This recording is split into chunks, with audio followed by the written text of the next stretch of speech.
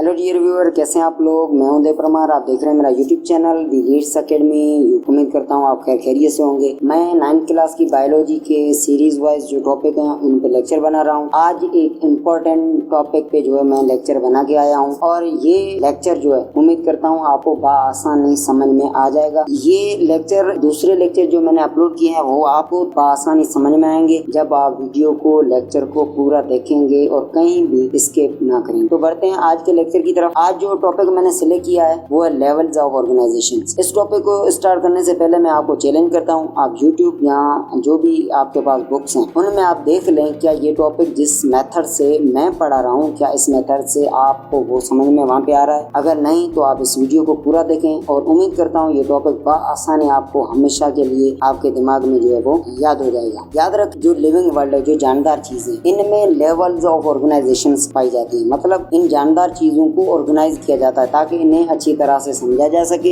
इनको अच्छी तरह से पढ़ा जा सके और इनको जो है वो अपनी अपनी लेवल्स पे रखा जा सके। और वो लेवल जो है वो केमिकल फाउंडेशन पे बनी हुई है। जानदार चीजों में जो लेवल ऑफ ऑर्गेनाइजेशन फॉलो होती है या यूज होती है वो सारी लेवल्स केमिकल फाउंडेशन की बनी हुई है। अगर आपको ये भी बात पता है कि सारी चीजें सेल्स की बनी हुई है और सेल का जो लिविंग पार्ट है वो प्रोटोप्लाज्म। प्रोटो का मतलब है फर्स्ट और प्लाज्म का मतलब है fluid. First fluid of cell उसको हम कहते हैं। सेल का जो लिविंग पार्ट है फ्लूइड है, वो फ्लूइड जो सेल्स में सबसे पहले बनता है। और ये सेल जो है यही जिंदगी या जानदार चीजों का फिजिकल और केमिकल बेस। आप अगर किसी भी जानदार चीज एक सेल की हो या मल्टी सेल, उसको अगर आप लेके स्टडी करें तो उसका वजूद, उसका बुनियाद आपको जो है वो सेल पे ही जाके छोड़ेगा। और इस लेक्चर में मैं दो कैटेगरीज में ये टॉपिक डिस्कस कर रहा हूँ। एक जो साइड है वो है स्ट्रक्चर लेवल ऑफ ऑर्गेनाइजेशन और दूसरी जो साइड है वो है टेक्सोनोमिक लेवल ऑफ ऑर्गेनाइजेशन। इस हिसाब से आपको दूसरे टॉपिक या दूसरे चैनल्स पे इस हिसाब से मेथड नहीं मिलेगा। अच्छा, स्ट्रक्चर लेवल ऑफ ऑर्गेनाइजेशन में जो स्टेप्स आते हैं वो है एटम,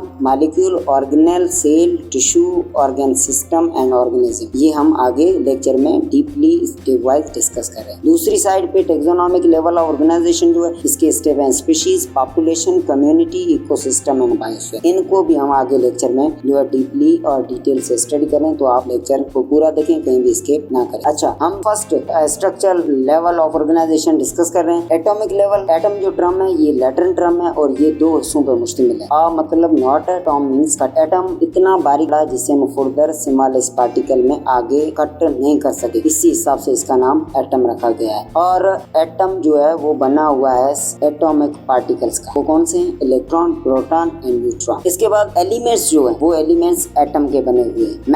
मैटर जो है वो एलिमेंट्स का बना हुआ है और एलिमेंट्स इस कुदरत में तकरीबन हमारी इस धरती पे 100 प्लस जो है वो डिस्कवर किए गए। 116, 18, आई थिंक 19 अभी डिस्कवर हो चुके हैं। इन एलिमेंट्स में 100 प्लस जो एलिमेंट्स हैं इनमें 16 एलिमेंट्स को हम बायो एलिमेंट्स कहते हैं और ये लाइफ के लिए बहुत ही जरूरी और अहम है। इन 100 एलिमेंट्स में 6 एलिमेंट्स जो है उन्हें हम बेसिक एलिमेंट्स ऑफ लाइफ कहते हैं। जो कौन से? वो हैं carbon, hydrogen, nitrogen, oxygen, sulphur and phosphorus. ये जो है बेसिक एलिमेंट्स ऑफ लाइफ कहते हैं। मतलब लाइफ को जन्म देने में या लाइफ का जो बेसिक यूनिट है सेल, उसको जन्म देने में इन एलिमेंट्स का बहुत बड़ा हाथ है। अच्छा, इसके बाद सेकंड जो स्टेप डिस्कस कर रहे हैं इस स्ट्रक्चर लेवल ऑफ ऑर्गेनाइजेशन में वो है मॉलिक्यूलर लेवल। मॉलिक्यूल जो है वो एटम्स के बने हुए हैं और जैसे मैंने आपको कहा कि एलिमेंट्स या मॉलिक्यूल्स जो हैं ये एटम के बने हुए हैं। वो मॉलिक्यूल जो सेल्स को जन्म देते हैं उन्हें हम ऑर्गेनिक मॉलिक्यूल कहते हैं और इन ऑर्गेनिक मॉलिक्यूल को बायो मॉलिक्यूल भी कहा जाता है। बायो मॉलिक्यूल अपनी बनावट में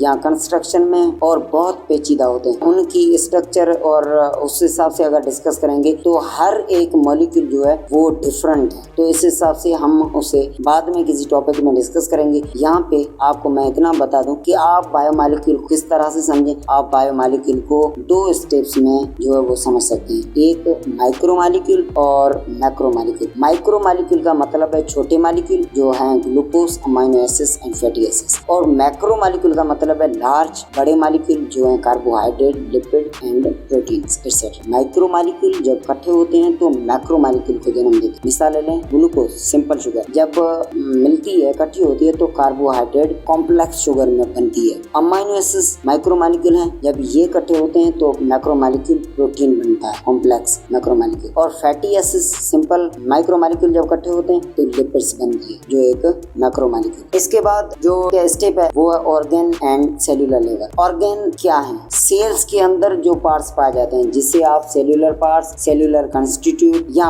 ऑर्गेनेल कह सकते हैं। मिसाल के तौर पे mitochondria, nucleus, Golgi body etcetera, ये सारे सेल्यूलर स्ट्रक्चर्स हैं। सेल्स को बनाने में इनका हाथ है, इन्हें हम ऑर्गेनेल कहते हैं। और ये ऑर्गेनेल जो है ये ऑर्गेनिक और इनऑर्गेनिक मॉलिक्यूल्स के बने हुए। ये बायोमॉलिक्यूल्स जब ये इकट्ठे होकर एक सस्पेंशन की फॉर्म में काम करते हैं तो ये प्रोटोप्लाज्म को जन्म देते हैं, उस फ्लूइड को जन्म देते हैं जो फ्लूइड सेल का लिविंग पार्ट। प्रोटोप्लाज्म जब एक यूनिट की तरह काम करता है तो हम उसे सेल, और सेल आपको पता है लाइफ और लिविंग थिंग्स का बेसिक यूनिट। तो ये है ऑर्गेनेल और सेल्स और सेल्यूलर लेवल। इसके बाद लेवल है वो है टिश्यू और ऑर्गेन लेवल। टिश्यू क्या है? जब सिमिलर फंक्शनल और स्ट्रक्चरल सेल कंबाइन होते हैं, इकट्ठे होते हैं तो वो टिश्यू बनाते हैं। आप इस हिसाब से भी ले सकते हैं कि a wave of similar structural and functional cells comment together to make tissue. जब डिफरेंट टिश्यू इकट्ठे होते हैं तो ऑर्गेन बनता है। मिसाल के तौर पे अगर आप स्टोमक या लंग को ले लें तो लंग जो है वो different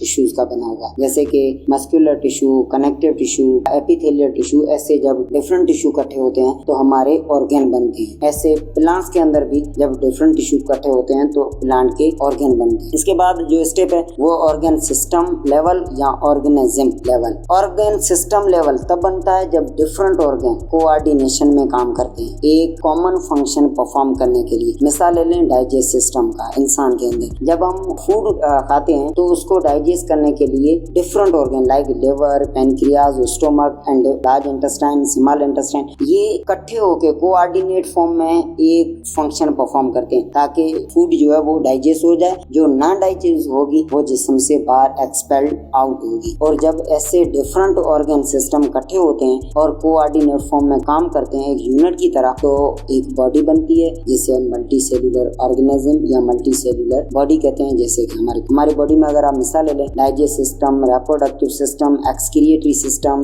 respiratory system, nerve system, ऐसे बहुत सारे सिस्टम जब इकट्ठे होते हैं तो एक पर्टिकुलर बॉडी बनती है। ये बॉडी तब बनती है जब ये ऑर्गन सिस्टम जो है ये इकट्ठे होकर काम करते हैं। अगर ये इकट्ठे होकर काम ना करें और अपने हिसाब से काम करें तो बॉडी जो है वो मेल फंक्शनल हो जाती है। और इसके बाद जो सेकंड साइड है हमारे टॉपिक की वो है taxonomic level of organization. Taxonomic level of organization का बेसिक जो स्टेप है वो है स्पीशीज। स्पीशीज इसका बेसिक यूनिट टेक्सोनोमिक लेवल का कहा जाता है या स्मॉलेस्ट यूनिट कहा जाता है। इस स्पीशीज के अंदर वो सारे जानदार पाए जाते हैं जो जानदार या वो जानदार का ग्रुप जिसे हम स्पीशीज कहते हैं जो मार्फोलॉजिकली मतलब एक्सटर्नल स्ट्रक्चर से वो जानदार एक दूसरे जैसे हो और वो इकट्ठे होके रहें और अपने अंदर ही जो है अपने न्यू ऑर्गेनिजम्स की डेवलपमेंट कराएं। उन जानदार के ग्रुप को हम स्पीशीज कहते हैं। जैसे कि यहाँ पे मैंने ये तीनों पॉइंट्स रखी हैं कि species taxonomic level of organization का बेसिक यूनिट है। वो जानदार आ जाते हैं जो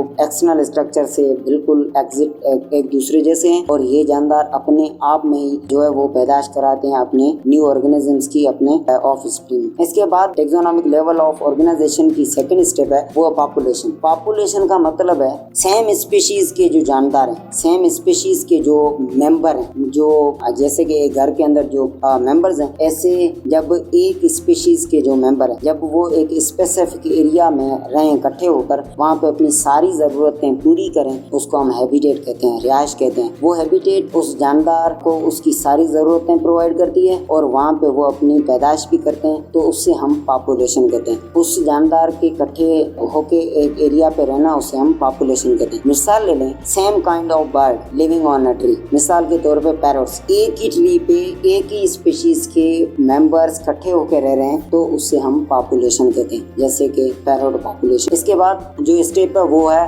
कम्युनिटी लेवल। जब डिफरेंट स्पीशीज, मिसाल के तौर पे आप एक जंगल का मिसाल ले लें, वहाँ पे लॉयंस स्पीशीज भी रह रही है, वहाँ पे डिफरेंट बर्ड्स की स्पीशीज भी रह रही है, वहाँ पे डिफरेंट अदर एनिमल्स की स्पीशीज भी रह रही है। तो जब ऐसी डिफरेंट स्पीशीज इकट्ठे होके एक ही रिहाइश पे रहते हैं तो हम उसे कम्युनिटी कहते हैं। और मिसाल अगर ले लें तो कम्युनिटी में हम ये ये कह सकते हैं कि community is equal to different type of species. एक बर्ड कम्युनिटी का मिसाल लेते हैं, एक ट्री पे डिफरेंट काइंड्स ऑफ बर्ड रह रहे हैं, पैरोट भी रह रहे हैं, आउल्स भी रह रहे हैं, स्पैरोज भी रह रही है। ये सारे डिफरेंट बर्ड की स्पीशीज जब एक ही ट्री पे इकट्ठे होकर रह रहे हैं तो ये बर्ड कम्युनिटी कहलाता है। ऐसे एनिमल्स में भी। इसके बाद जो स्टेप है वो इकोसिस्टम या इकोलॉजिकल सिस्टम। इकोसिस्टम या इकोलॉजिकल सिस्टम एक ही बात है और यहाँ पे कम्युनिटीज अपने नॉन लिविंग एनवायरनमेंट के जो फैक्टर हैं उन पे डिपेंड करती है, क्योंकि उन्हें अपने वजूद को बरकरार रखना होता है। तो जब ऐसे जानदार जब वो अपने सर्वाइवल के लिए वो अपने नॉन लिविंग एनवायरनमेंट फैक्टर्स पे डिपेंड करते हैं ताकि वो आसानी से वहाँ पे रह सकें, तो उससे हम इकोसिस्टम कहते हैं। मिसाल अगर आप देख लें तो ये जो इंटरेक्शन है लिविंग थिंग्स का नॉन लिविंग एनवायरनमेंट के फैक्टर के साथ, इससे हम इकोसिस्टम या इकोलॉजिकल। इको वर्ड का मतलब होम है, सिस्टम मीन्स आपको पता है कि निजाम, घर वाला जो निजाम है जहाँ पे सारी जरूरतें पूरी हो रही, जहाँ पे नॉन लिविंग एनवायरनमेंट चीजें भी हैं जैसे कि गैसेज हैं, वाटर है, सोयल है, तो ये सारी चीजें लिविंग थिंग्स पे इंटरेक्ट करती हैं और लिविंग थिंग्स इन पे डिपेंडेंट है, इसे हम इकोसिस्टम कहते हैं। मिसाल ले लें एक वाटर इकोसिस्टम, उस पॉन्ड के अंदर जो मछलियां हैं, जो वाटर इंसेक्ट्स है, जो वहाँ पे एक्वाटिक प्लांट है, ये उस पानी की जो गैसेज हैं उन पे डिपेंड कर रहे हैं, वहाँ पे रह रहे हैं, तो ये वाटर इकोसिस्टम। इस मिसाल के तौर पे रेस्पिरेशन के लिए जो हम ऑक्सीजन लेते हैं इन्वायरमेंट से, तो हम उसके बदले में इन्वायरमेंट को कार्बन डाइऑक्साइड भी देते हैं। तो ये इंटरेक्शन है, एक चीज इन्वायरमेंट से लेने का, दूसरी चीज उससे देने का, तो इससे इंटरेक्शन को इकोसिस्टम कहते हैं। इसके बाद जो स्टेप है वो है बायोस्फीयर लेवल। वो जगह धरती पे, क्योंकि धरती को जो है वो लिविंग प्लैनेट कहा जाता है, क्योंकि इसी पे जिंदगी पाई जाती है, लिविंग थिंग्स पाई जाती है। वो जो पार्ट अर्थ पे पाया जाता है जहाँ पे ये सारी जानदार चीजें पाई जाती है, उस जगह को हम बायोस्फीयर कहते हैं। बायोस मीन्स लाइफ है, स्फीयर मीन्स प्लेस या circle, the circle of life या the place on earth where all living things are existed, that is known as the biosphere. और बायोस्फीयर जो लेवल है ये डिफरेंट काइंड ऑफ इकोसिस्टम पे मुबनी है, उस पे बनी हुई है। लास्ट में आपको मैं यही कहूंगा, अगर आपको लेक्चर में ये सारी चीजें समझ में आ रही है तो आप मेरे चैनल को सब्सक्राइब करें, दूसरों जो आपके फ्रेंड्स हैं, आपके रिलेटिव हैं, आपके ब्रदर्स हैं, उनको रेफर करें। मैं कंटिन्यूसली जो आप लेक्चर बना के लेके आ रहा हूँ और आप मेरे लेक्चर को लाइक करें। Thanks for watching.